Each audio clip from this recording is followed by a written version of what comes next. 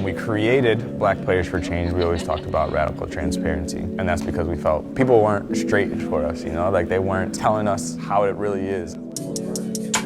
It's an opportunity, you know, it's people revealing how they truly feel.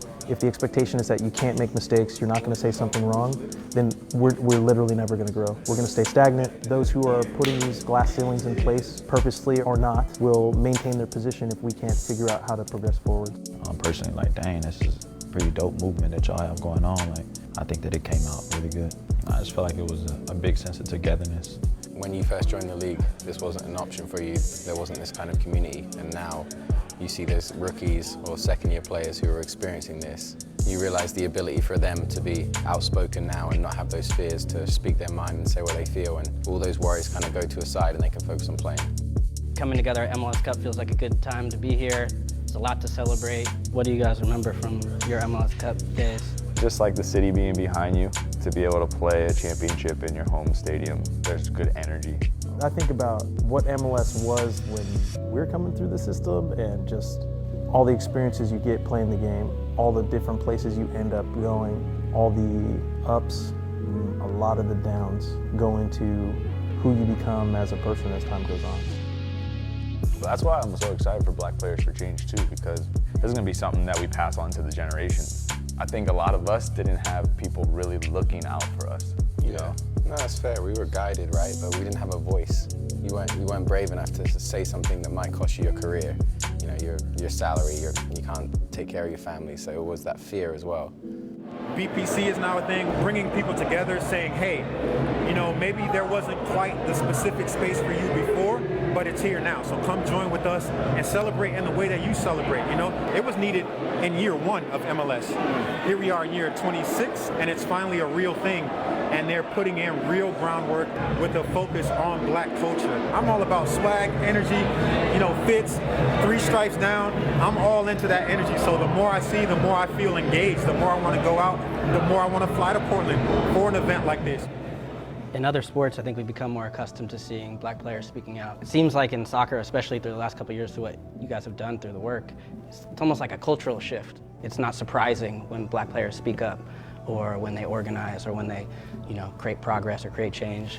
I think the thing that's most difficult is telling people the right way to do something, the right way. You know, what's the right way to protest? What's the right way to speak out against injustice? Like, that's what protest is. There's no real right way to do it. If it gets your attention, then there's something to that. I want to know from the outside what it was like watching when Black Players for Change announced ourselves.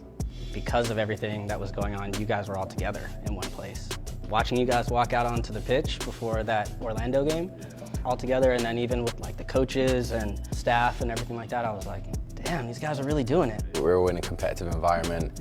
All the teams are like, you're kind of friends, but you're still very competitive. And it was like something that was bigger than all of us and bigger than the groups. And we were all crammed in a hotel together in Florida. So it was pretty cool to like just have everyone on board with the same thing. It was pretty powerful, and it made notice and news all over the world. So I remember we were like celebrating after, like we had won something. You know, everybody was like giving each other high fives and stuff. I was like, this is a feeling like unlike any other.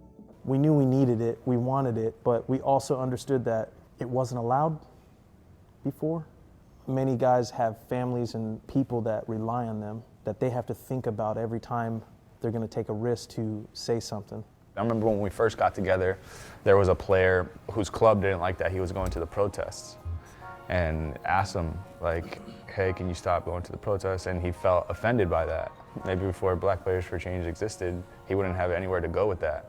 That was a big, powerful moment for us, because that was early. That was like one of our first or second calls, and we were like, okay, this is what we could be. You know, we could be a sounding board for guys. We can call teams if we need to. Like, we can be whatever we need to be in the moment for guys. And I think that's how we build it, you know, really flexible. So I grew up playing soccer, and then I was big on basketball too. In high school, kind of got to a point where I had to choose between basketball and soccer, because the head coach was like, look, like, I had braids back in the day. He was like, you got to cut your hair. Hair was who I was. That was a big part of me, you know what I'm saying? And I was like, I don't understand why I have to do that just to, you know, play basketball. If you think I'm good enough to play basketball, that should be good enough. I end up taking my own route and sticking with soccer, because I was like, I'm not going to do that. I'm going to stick with soccer, and ended up being the best decision I could have made.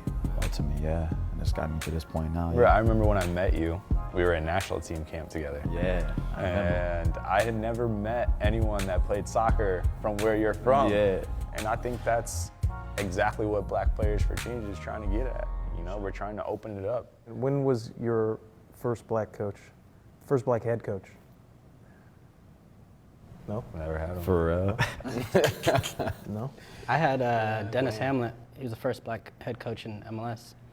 He coached me in Chicago. And you see Ezra just getting hired in Chicago. That was really big. And I think it's coming. As I speak to more coaches, as I speak to more presidents and team owners, I think they're beginning to understand the importance of it. It's slow at the moment, you know, it's like a slow drip, but I think in 5 years, 10 years time, we're really gonna see the effort of all of our work.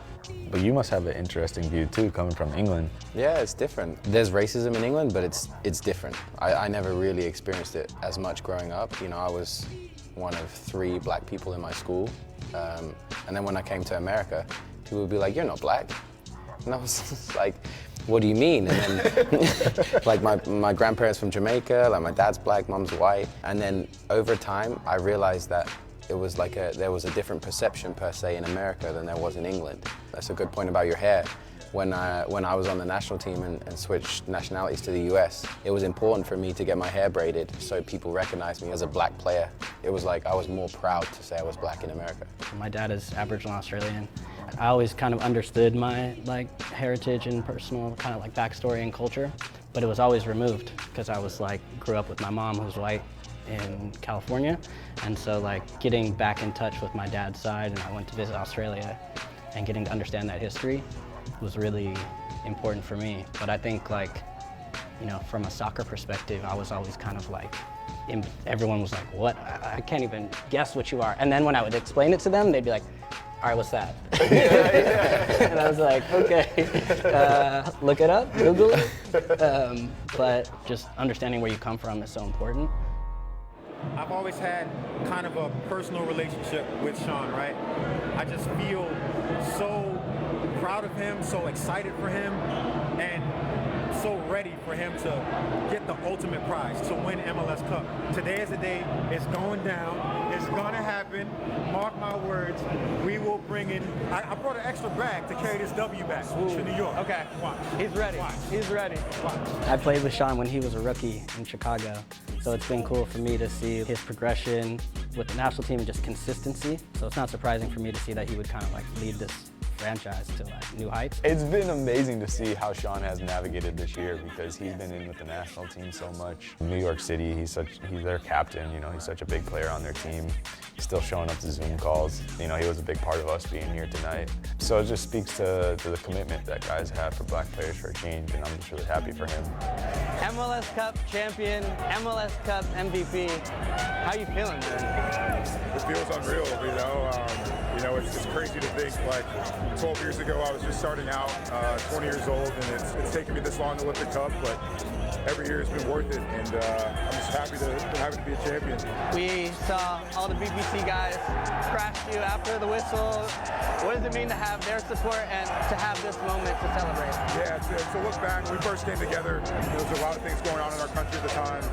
We leaned on each other then, and now coming full circle to have everybody here to celebrate a good moment, being together, it means the world to have my brothers next to me celebrating. I think we're just beginning to see the fruits of our labor. You know, there's a long way to go from here, but we're all in for this fight together, and it's been the joy of my life. So I appreciate you guys. Let's keep it up. Look for that. Cheers. You wrote that last night. You wrote that last night, bro.